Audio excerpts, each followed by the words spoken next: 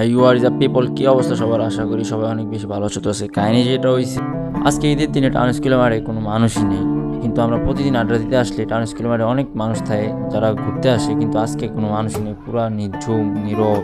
দেন নীরবতা পরিবেশ আর ভালো লাগতেছিল না, পরে আমি হৃদয় চলে আসলাম চা খাইতে।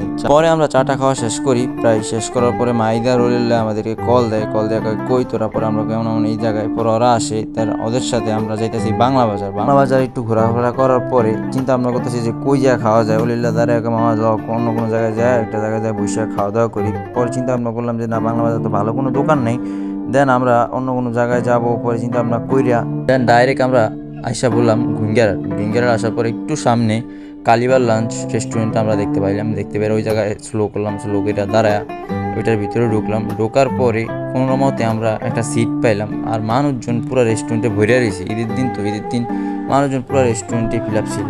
তবে একটা কথা বলতে, খাবারগুলো খুব বাজেট ফ্রেন্ডলি ছিল।